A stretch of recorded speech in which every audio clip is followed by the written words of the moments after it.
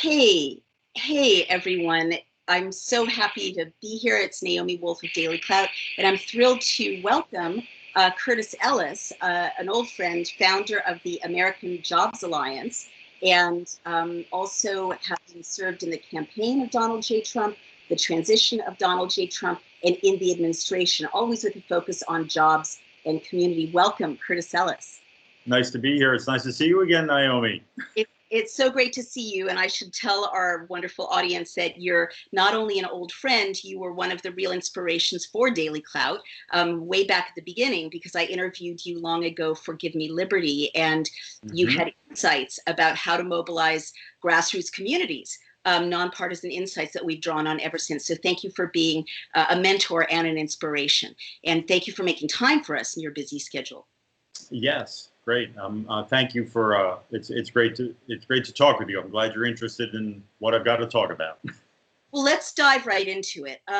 You really kind of blew my mind yesterday. I'll just get right to the point.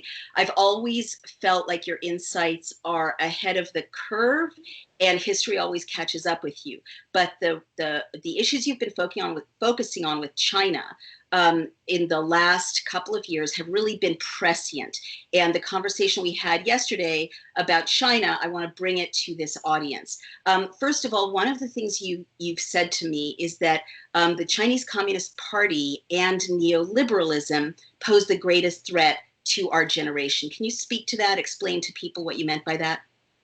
Yeah, as you know, Naomi, I've been working for years on the issues of American jobs, American manufacturing, and outsourcing, right? The outsourcing of our jobs and industries have been a disaster for the American middle class, for American communities, the American family, and American individuals, and for our country.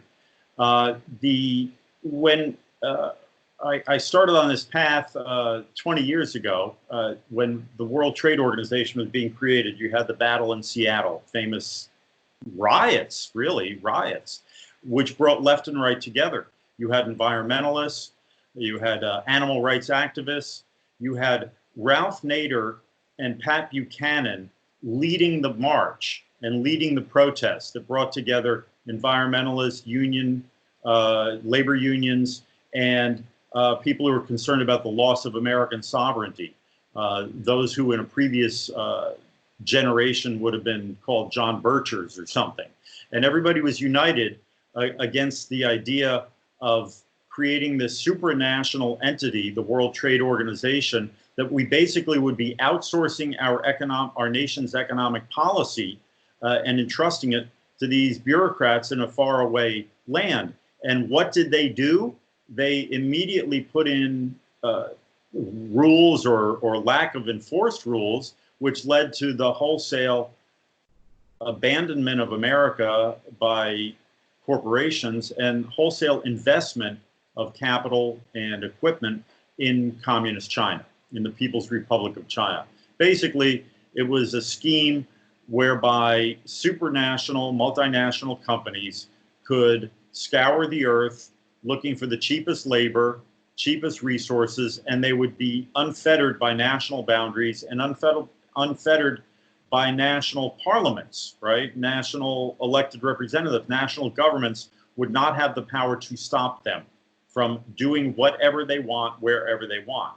And it's under the rubric of the free flow of people, goods, and capital. That is the guiding star of the World Trade Organization, of the neoliberal project. And so they set in place the mechanism to create that environment. And what I've been saying for a long time is that this is destructive to our country. And we have a country, not an economy, right? I mean, I'm a citizen of a country. I'm not just a consumer in an economy. This is the argument that we've been making. But to get it to bring it down to ground level, the problem here is that China, the Communist Party of China, my gripe is not with China, it's not with the people of China. My gripe is with the Communist Party, a Leninist party that is bent on world domination, exporting its form of governance to the world, imposing its will on the rest of us. That's my gripe is with that. And the problem here is that the Communist Party of China does not play by the same rules that we do, both politically and economically.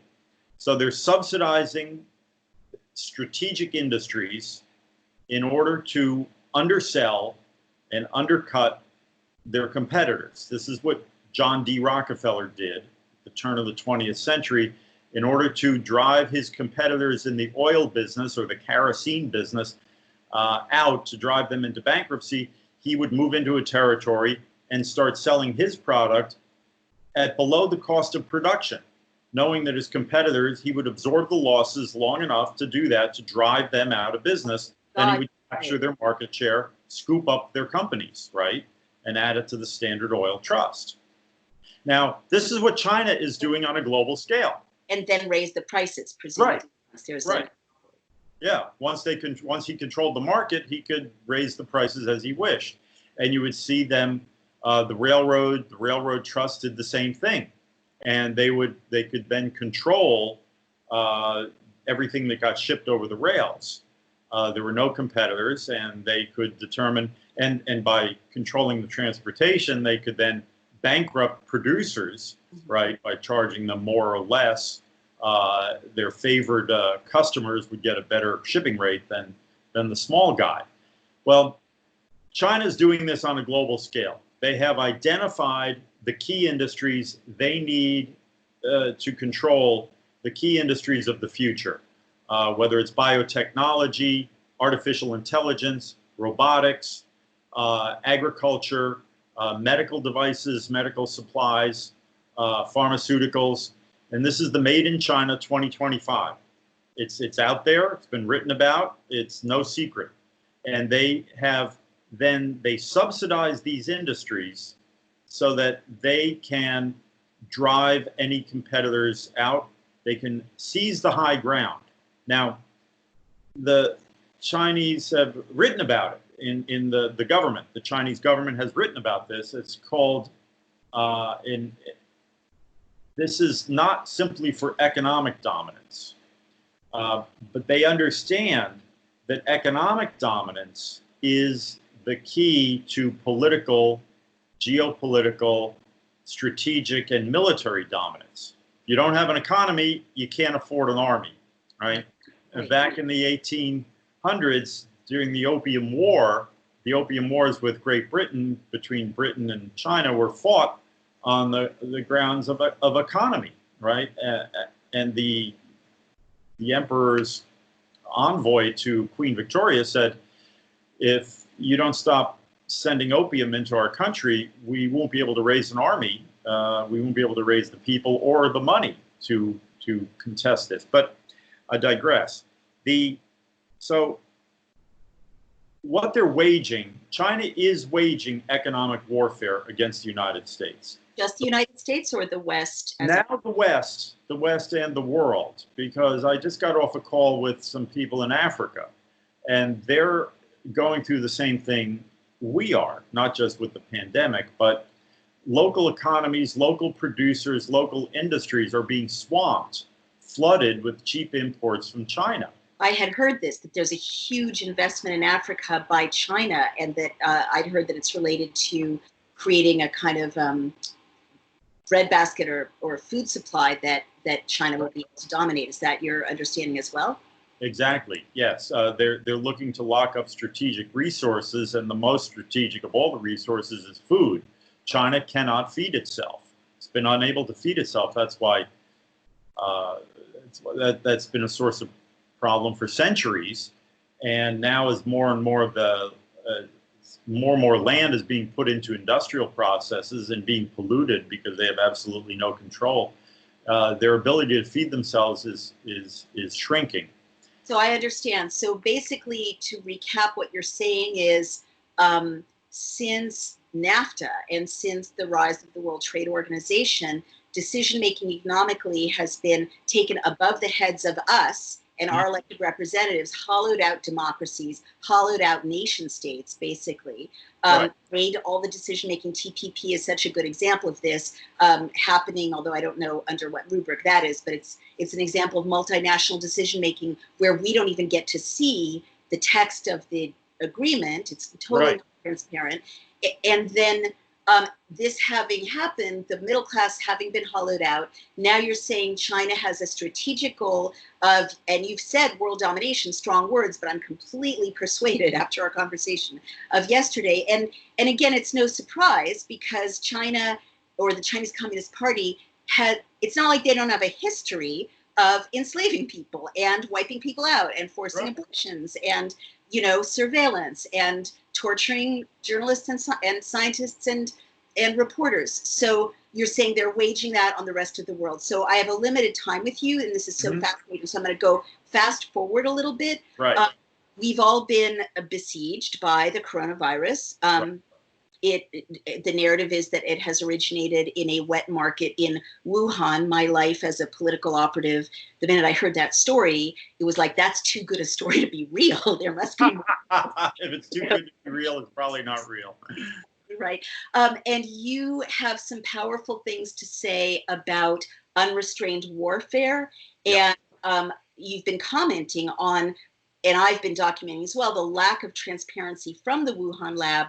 I've also been documenting peer-reviewed papers that the Wuhan Lab has put out themselves last year talking about their experiments with coronavirus. They may not be identical, but they've been writing about experiments with bats, with pigs, 25,000 infected piglets in Guangdong, and extracting or isolating coronavirus from 45 human pig workers. You and I haven't spoken about this, but I'm very interested in what you have to say about unrestrained warfare and the virus. And then I want to fast forward in our next exchange to influencers and media in the US that you've identified as influenced by China. But go ahead. Well, let me start. The pandemic has really put in clear contrast what's happened. We see that the United States is unable to produce the medicine, unable to produce the personal protective gear, the face masks, the gowns, the tests, the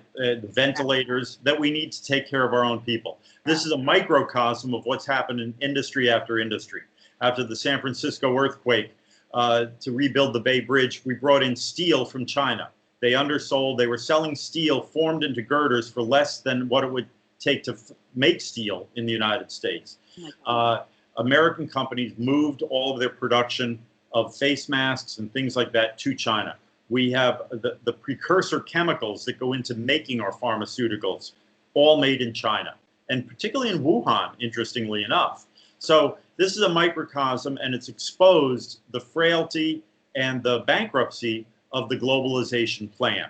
The United States incapable of producing the essential goods, something our founding fathers understood, warned against, and fought. I mean, they knew we had to have economic independence as well as political independence, and actually political independence rests on economic independence. If we are dependent on foreign sources for our manufactured goods, we would not be truly independent. This is what George Washington, Thomas Jefferson, Alexander Hamilton, James Madison, they all understood this. Abraham Lincoln as well. So now we're seeing that our political independence, and this is what unrestricted warfare is.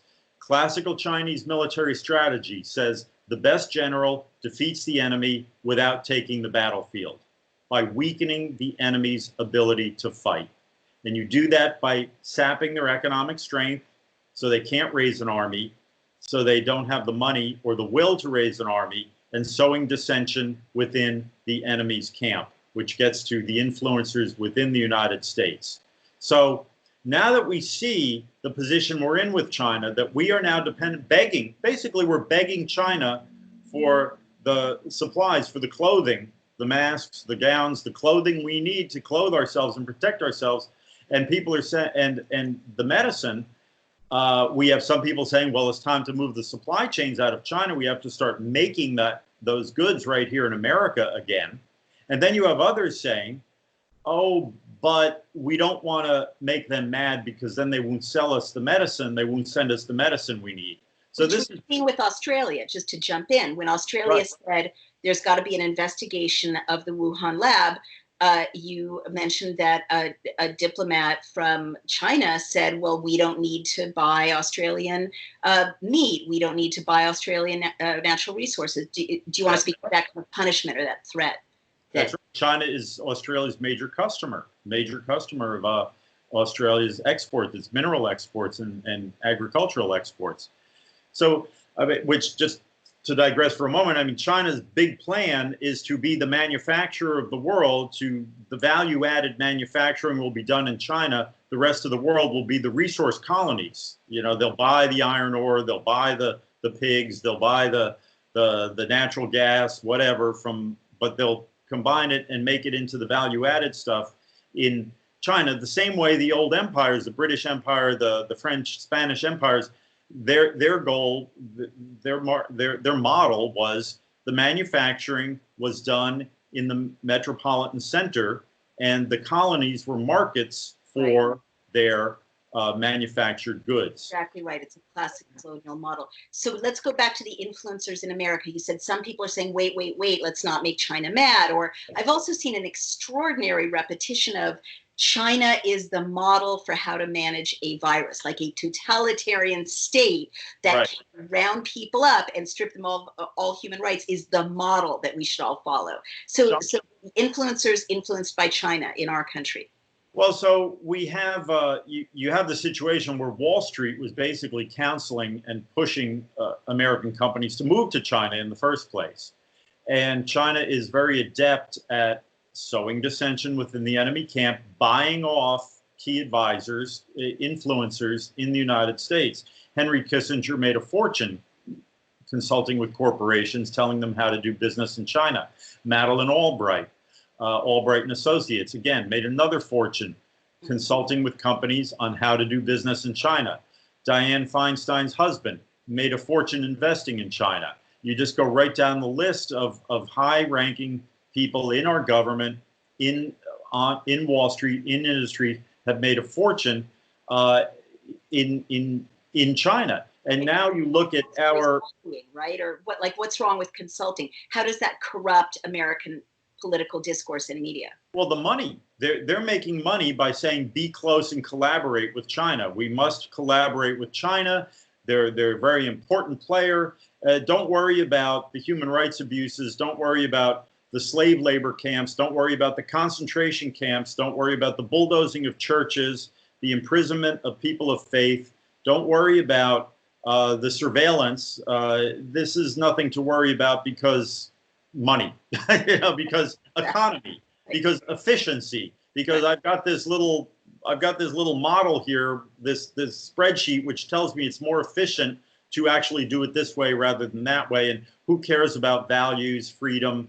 That's like 17th century stuff. But also, I see the influence. If Nancy Pelosi's husband is getting a fat paycheck by supporting Chinese interest and engagement, Nancy Pelosi is less likely, with a huge conflict of interest, to say these people are violating human rights. They're trying to weaken our economy. We need to investigate where this virus came from. I'm not saying it came from the Wuhan lab, but it certainly seems we have to investigate if the Wuhan lab said in November, we are, experimenting on extracting this virus from pigs and humans. So you said something amazing yesterday about, I just saw in today's paper, and our conversation affected me so much, that National Geographic was the site for nature.com to apologize for having said, located the virus in the Wuhan lab and Institute of Virology. And then I thought, well, who owns National Geographic? And yesterday you said Disney owns National Geographic. And then you talked about, unless I'm getting this wrong, and then you talked about the influence of Chinese markets on the companies like Disney that own a lot of our news outlets. Do you want to? When you talk about collaborators, did I say that? Collaborators, influencers in American media. Consider ABC News, ABC Network, owned by Disney. Disney has theme parks in China, And they also have movie studios that they want to sell their movies in China. NBC. NBC is owned by the company that has Universal Pictures. Universal Movies, they'd like to sell them, distribute them in China. CBS, Viacom, also has movie studios interested in doing business in China. CNN, owned by Time Warner, Warner Pictures, movies in China. Universal also has theme parks in China. So we see our major, so there you got CBS, NBC, all the big players in media. CNN, MSNBC, all entirely compromised, the same way the NBA was. We saw what happened when one of the coaches of the NBA spoke up about democracy protesters in Hong Kong. Mm-hmm. The Chinese government was very quick to slap them down and say, you know, that's a really nice franchise you have here in China. I'd hate to see something happen to it. So you better shut up and retract that. So that's the way the Chinese Communist Party does business. It's extortion and coercion. And they've managed to turn, and this is something they've been doing for decades, is turning American influencers, supposedly American companies, into lobbyists for Beijing's interests. Wow. They co-opt our interests, co-opt our companies, and have them be doing the lobbying in Washington. So it's great to be doing business with China. We don't want to turn our back on them. It's too important. It's whatever the excuse is. And they don't say, I'm coming in here as a lobbyist for Beijing. They say, I'm coming in here as a lobbyist for Hollywood. I'm coming in here as a lobbyist for steel. Exactly. Or flows. The Retailers Federation, a great example. Please don't put tariffs on imported clothing from China because we need it so bad. Mm-hmm. What we've done is we've destroyed the textile industry in America. Right. But we're now lobbying for China. Now, so that's how China plays the game, and that's how the American media has been corrupted. On the Wuhan laboratory now, Australia is a great example. This Telegraph, the Sydney Daily Telegraph, just had a story on a report that was issued, which shows all of the facts as we know them, that the research was going on, bat viruses, bat coronaviruses, research happening in this laboratory in Wuhan. No question about it. They published their own research. That's why all the media is saying, why are you saying that this happened in this lab? It's like the lab said it happened in the lab. The lab said it happened in the lab. A University of North Carolina researcher published a paper saying, I was working on this, and one of the things we were looking at was how to it's called gain of function. We spliced a protein spike onto this virus so that it would have an easier time infecting human cells. Now, they explained why they did this. We were doing this, and the purpose of this research was to prepare in case this should happen in the future. We want to investigate and be ready for it. So we want to investigate it now so we can prepare how to deal with this should a bat virus jump species to a human 10 years from now, 5 years from now, whatever.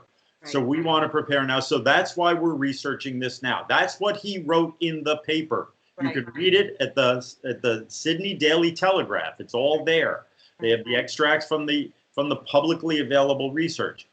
The United States, Australia were helping fund this research. Right. There's no question about it. And you say National Geographic. Now, Anthony Fauci is quoted in National Geographic saying there's no evidence that this virus came from a laboratory in Wuhan, to which we can also say there's no evidence that the virus came from a wet market, a meat market in Wuhan. No evidence whatsoever. Right. So, you know, there's no evidence. Right. That doesn't mean absence of evidence is not evidence of absence. Well, exactly.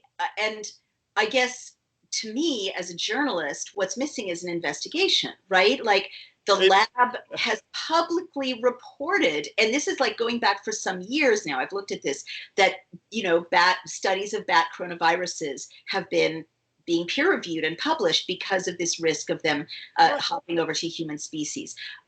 So given that the lab themselves has published peer-reviewed articles about this research, and the fact that they identified 45 human workers, with the pig farms that also were infected. It seems like the next step is an investigation, right? We don't know. Like, it doesn't have to be nefarious.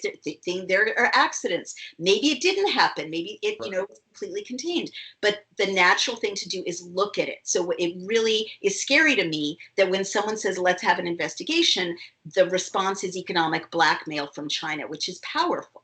And well, from the that's the other damning fact here, and this is a fact, that when the United States and the World Health Organization and other outfits offered to send in researchers in the earliest days that we knew about this to China, we said to China, please, we've got our best researchers and scientists, will come over there and help figure this thing out. They said no. They would not allow outside researchers in, could not come in.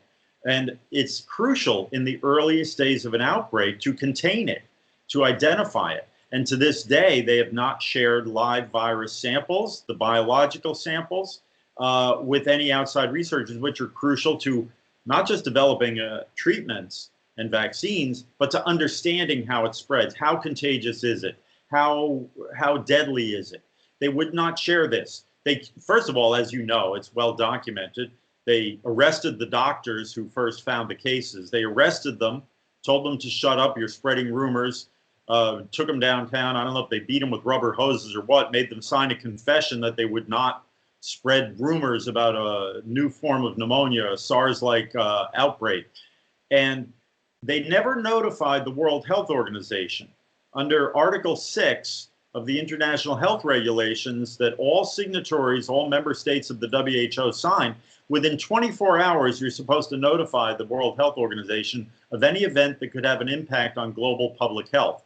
Well, I guess this thing did have an impact on global public health. They never notified the WHO within 24 hours. They didn't do it within weeks. And then they lied about it. They knew there was human-to-human transmission. They never told anybody about it for weeks and weeks, at which point, and then they shut down, even as they quarantined Wuhan and shut down travel from Wuhan to the rest of China, they allowed flights to go from Wuhan to the rest of the world. I did not believe that when I saw that. I read that with astonishment. Yes, they did.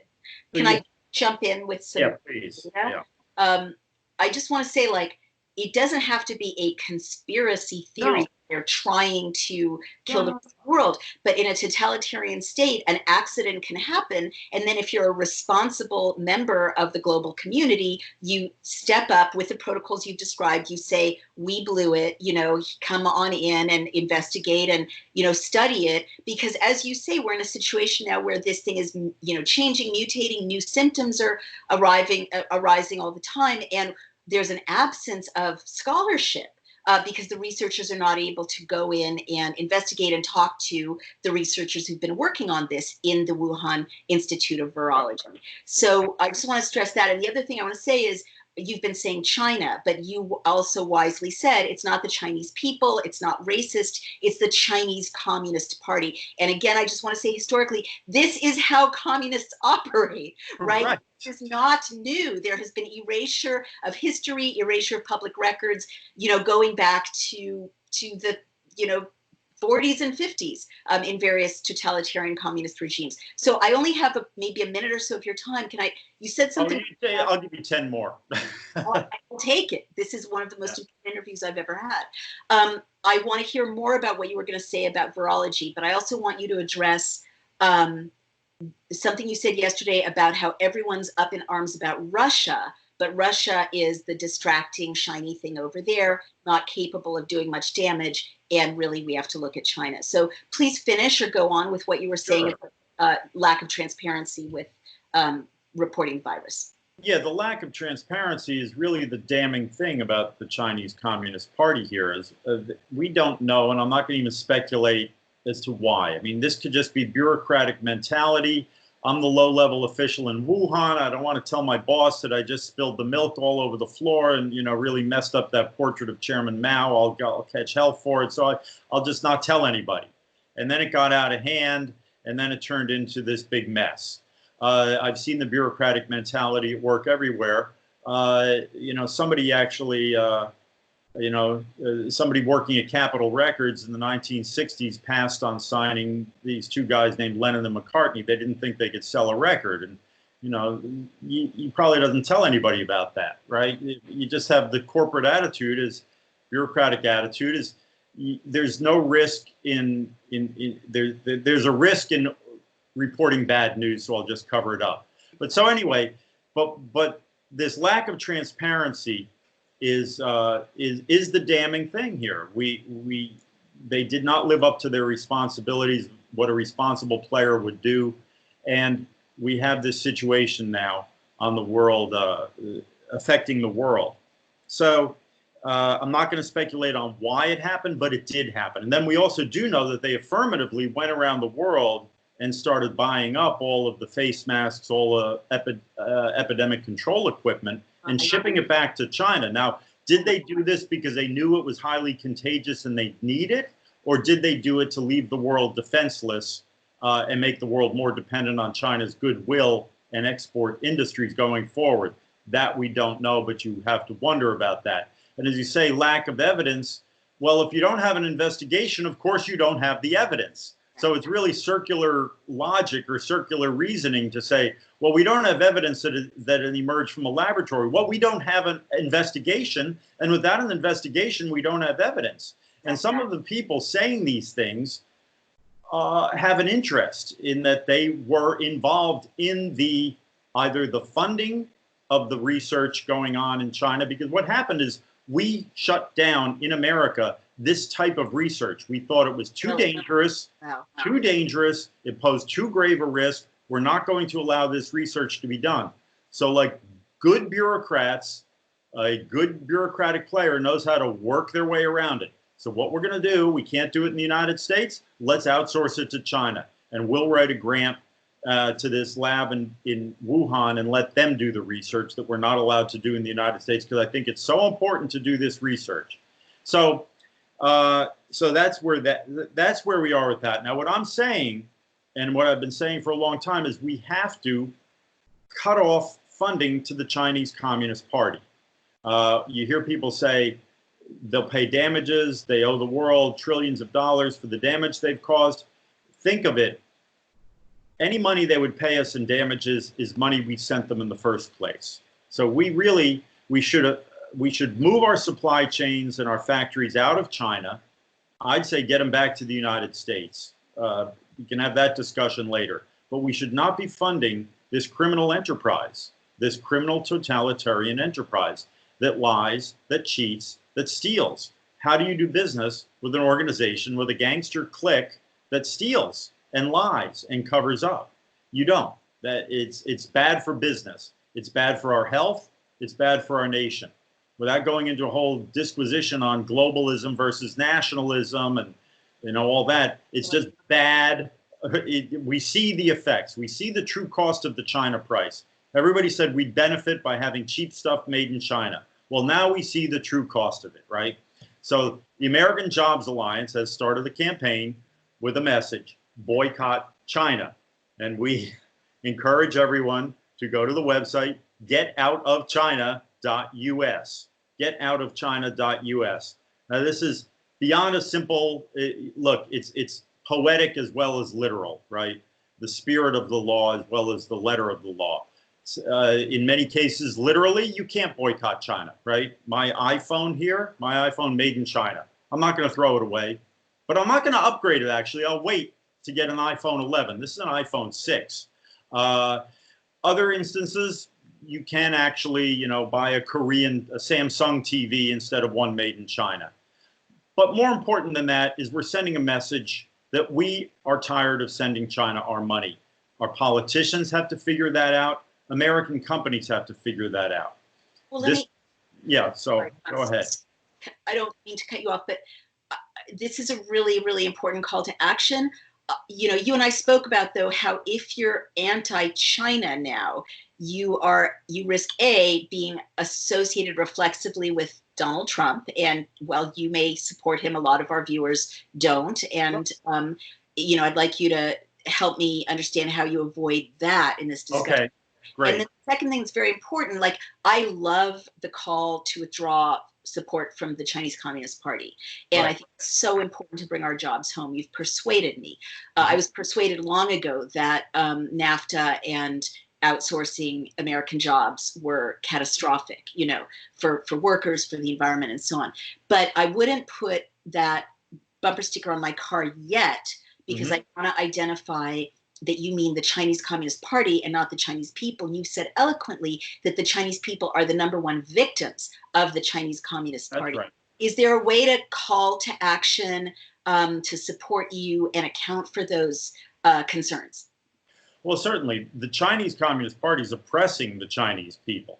They're surveilling them 24 hours, big data, artificial intelligence, surveillance cameras, facial recognition software, the social credit score system. I don't know if your viewers and listeners and readers are aware of that. I mean, it's really a hellish system where every purchase you make, every website you go to, every tweet you issue, and every place you go, because the cameras are following you, is all fed into this central file. And if you don't buy the right things, if you read the wrong website, if you jaywalk, you get a demerit, and you are then denied access to apartments, to education. You can't even get on an airplane. You'll have to take the slow train. You can't get on the high-speed train.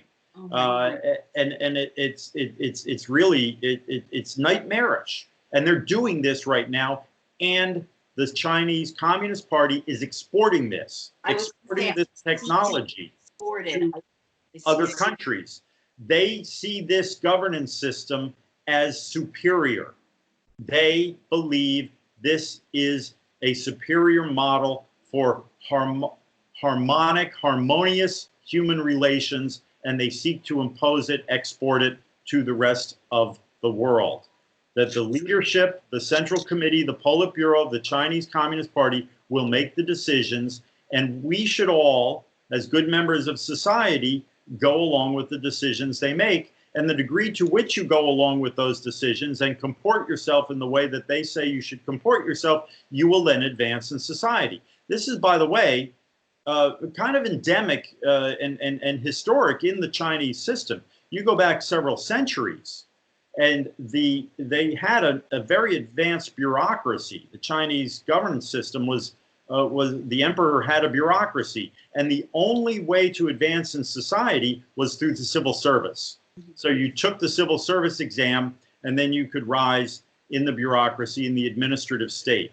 So in that sense, there's it's not as well. I mean, that's not unique to the Chinese, but no. But I think it's so important to be focused on the Chinese Communist Party, because I don't want to be accused of like anti-Chinese. Chinese. It's not look, because there's also, we saw a great nationalist movement arising in China in the early part of the 20th century, and there's beautiful, incredible contributions Chinese culture has made to the world.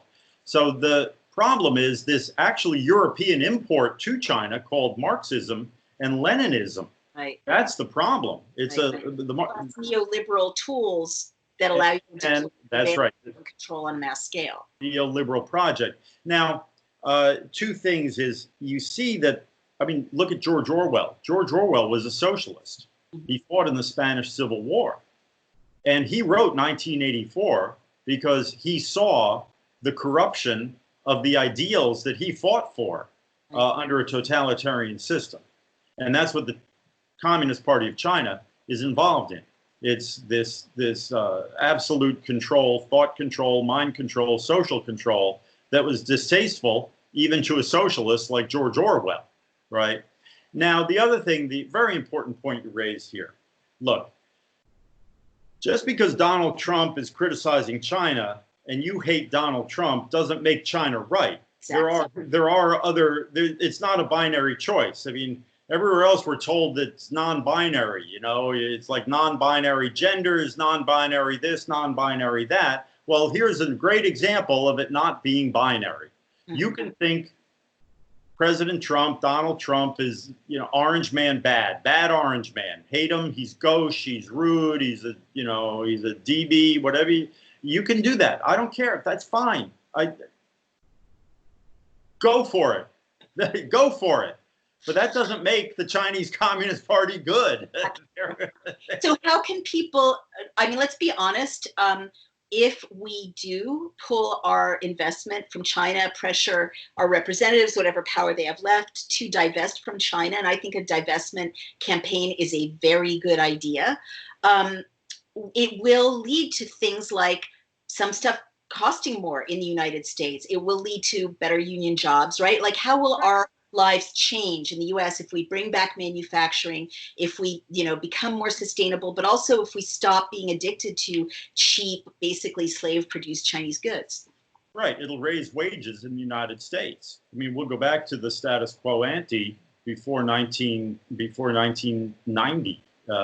You will have a middle class again? We'll have a middle class again, right? We'll have a middle class with decent wages. So some things may cost more, a little more, but we'll be paid a lot more and we'll be able to afford them.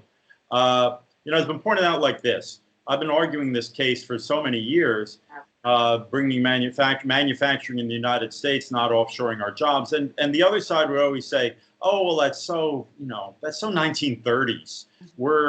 We don't need to make things. Manufacturing is such a small part of the economy. Right. Most people work in the service industries, right, whether it's healthcare or this or that. Such a small part of the economy, we don't need those jobs. Well, I would say if manufacturing is such a small part of the economy, if we have to pay a little bit more for manufactured things, well, it's such a small part of the economy, we're going to pay a little bit more for a small part of the economy. That's a luxury we can afford. Exactly. Not to be begging a hostile totalitarian power to please save me, please clothe me, please feed me, right? So that's the way to look at it. Now, I started out by saying concentration versus dispersion. I mean, what you want to do is, this is localism versus globalism. Okay. You want to concentrate economic activity. So by local, like, how do I do that? Well, the idea is, well, whether it's local, whether it's national, right? If you, and this was the economic philosophy that built America. This was the guiding philosophy of, we will make the things here that we consume. We'll buy what we make, we'll make what we buy. Right. And that will raise wages. Mm-hmm. And once you have, and it's sort of a build it, they will come. Right. When you raise wages and raise incomes, then consumption increases because you have the means to consume more, right? Yep. So it's that simple. It's a little counterintuitive, but the goal was not to get the cheapest stuff possible to lower costs, lower consumer goods. It's you have to be a producer before you can be a consumer. Gotcha. You have to produce and earn before you can consume or buy anything.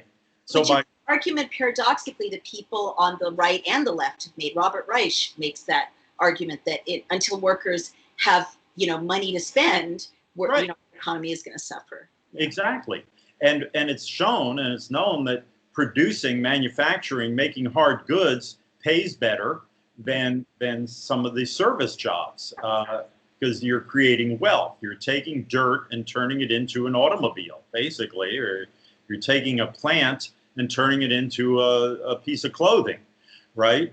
And you take the cloth, you take the plant, and you take the dirt, and you take the cloth, and you take the steel in the mill, in the textile machine, and you make cloth, and then you can make it into clothing, and you have something to sell, right? You've added value to it. So and be more independent and self-sufficient in the wake of another catastrophe like this, not at the mercy of a totalitarian state, right? Exactly. And it's to me, it's pretty basic. And look, I was a teenage Maoist, right? I read Mao Zedong. I'm familiar with the precepts of the Chinese Communist Party. Back in the day, Russia was considered the stodgy old bureaucratic mess. China was the cutting edge. Chinese communism was the hip thing, right? They were the real revolutionaries. I worked for Democrats. I worked on Capitol Hill for a Democrat. I'm a member of a labor union. I'm a member of a union, right? Yes. I came to where I am today because I believe in American workers. I believe in the American nation. We have a lot of faults. We're not perfect, never will be. But we still have a pretty good shot at making it better. Whereas if you're under the thumb of a all-watching, totally surveilled, all-controlling system like the Chinese Communist Party, forget it. You will be online, and quite literally for Americans. Right. When China controls the world, no good job will go to you first, right? I mean, you will have to toe the line. Your social credit score will have to be up there, and then you'll still be online behind the sons and daughters of the Chinese Communist Party members, because they will always come first. And that's not right anywhere. You know, in the British system, in the British Empire, the better jobs went to the British, right? The American colonists could not get the plum assignments. That's why we decided to have our own country, right? Absolutely. I mean, I think that the ringing call to action, you know, there's always corruption, there's always nepotism in any country. But you have absolutely persuaded me that the Chinese Communist Party has the ability to exploit this crisis, to extend its reach, to exploit any crisis to extend its reach. And you have goal here. And that is their goal. That is their plan, to exploit this crisis, to extend their reach. As American companies go into bankruptcy because they've been shut down for 6 weeks, 8 weeks, whatever, and the Chinese are ready to come in and buy those crucial companies that have the technology they want. Whether it's space technology, the private space industry, if some of the players there with patents and designs for spacecraft or something, crucial technology, they hope to swoop them up. So let me just say this again. Look, you can hate Donald Trump. You can even think that Donald Trump did not respond to this pandemic properly, that he wasted time, he didn't do this, he didn't do that, whatever. He, told people to, snort bleach, whatever you hate him for. You can believe that and at the same time admit and recognize that the corruption of the Chinese Communist Party unleashed this on the world. Their ineptness, their corruption, their incompetence, and their cover-up is responsible for this. All of the other things that follow that, you can say, yeah, they messed up here and he messed up there, and that one did this wrong and that one did, and we should have done this, should have done that, we should have shut down our economy on January 1st, whatever. But remember, the Chinese Party, the Chinese Communists, did not even tell us there was human-to-human transmission till January 14th. And they knew it 6 weeks before that, at least 6 weeks before that. Persuasive and terrifying and really nonpartisan picture. I think that the threat that you've sketched out clearly transcends partisanship, and it's a ringing call to action for us to put our nation first, and really every nation. I mean, I've always been suspicious. That's right. Nations. Yeah. Like in order to have a democracy, in order to protect your people, you need a nation. You need a nation state. You need decision-making not to be above the heads of the people and their elected representatives. So last question, how can people support you? They're like, this Curtis Ellis, this is mind-blowing. I want to help him. I want to, free my future, my children's future from the domination of the Chinese Communist Party and neoliberalist, AI. How do I support you and this campaign? Yeah, well, I'd say, again, go to getoutofchina.us. We want to spread this word. We offer and really set up local chapters, if you will. We offer bulk discounts on this. We'll give these to you at cost. Explanations of why to join this boycott are on the website. Is that correct? Yeah, that is correct. And you can go to so this is getoutofchina.us. You can also get more information on AmericanJobsAlliance.com. We explain the American system of economics, what was used to build our national economy in the first place for the first 150 years of America. There's plenty of explanation there of all other issues. And it's important that people understand, as I said before, look, you don't have to love Donald Trump. You can hate him. You can think he's a big douchebag. I don't care. But we have to stop the Chinese Communist Party from its plan to subordinate us and kill our freedoms and kill our way of life. Curtis, I'm sorry. That's it. Yeah, no, that's a ringing and powerful summary. Everybody, you've heard it here first. This man has been prescient for the 10 years I've known you, 12 years I've known you, absolutely prescient. Once again, what you're calling attention to, what you've been working on for years is fully in front of our eyes. I think we ignore what you're saying at our peril, and we can't thank you enough for having joined us. Is there any last thing you want to say before we sign off, or can people reach out to you on American Jobs Alliance? Yeah, there's the email there is info@americanjobsalliance.com. I do a lot of interviews, do a lot of media. I'm writing all the time. You'll find all my writings cataloged, archived at the americanjobsalliance.com website. Look, this is about localism. This is about competition. To me, China, the Chinese state enterprise is an example of monopoly power, and we have to break up monopoly power. So Wall Street has controlled and monopolized power in the United States and then shipped it to China. Walmart, an example, driven small businesses out of business. Everybody shops at the Walmart. It's destroyed Main Street. And then Walmart tells its suppliers, make it in China because it'll be cheaper. This is all we're going to pay you. And if you can't make it for that price, I'll introduce you to a factory in China that can make it at that price. That destroyed American communities. That destroyed American jobs. So the same reason I'm fighting the Chinese Communist Party, I'm also opposed to concentration and monopolization and consolidation of power, market power, and big business here in America. That's our fight, folks. It's competition, localism, small business. And this is not a tangent, but on a high note, you hear about the meat packing plants that have been shut down because there have been a few cases or some cases of CCP virus, I call it, discovered in these. Maybe that's a good thing if we start these giant meat packing plants have been too concentrated and it's driven the small farmers out of business.